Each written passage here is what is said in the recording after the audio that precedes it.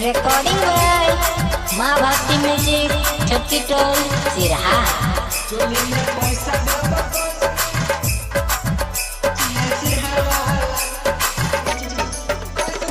Music director Dharmendra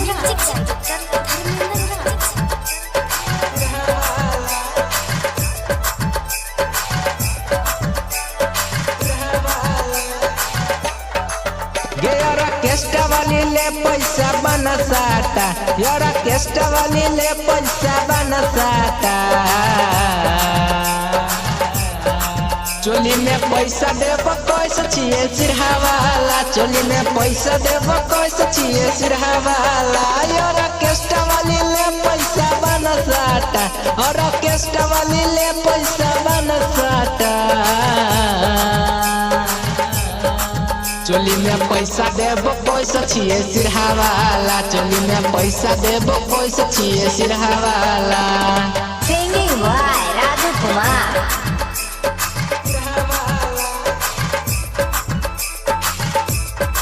चोली में पैसा देव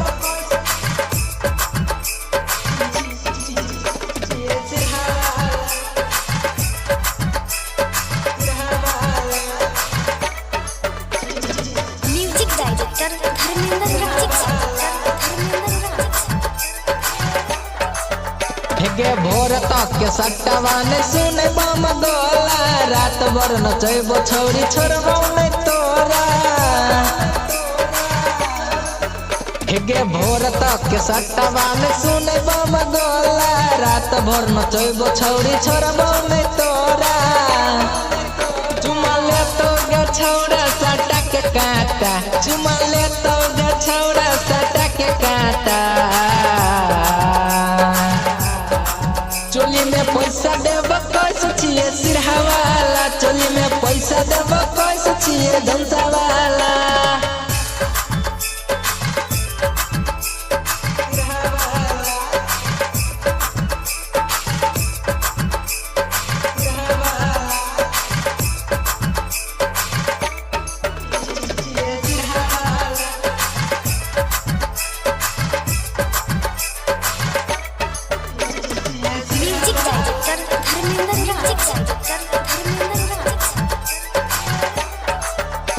के सिंगरा राजू तोरा दे तो 500 हुआ, पवन नरेश तोरा ले तो खाली चुमा।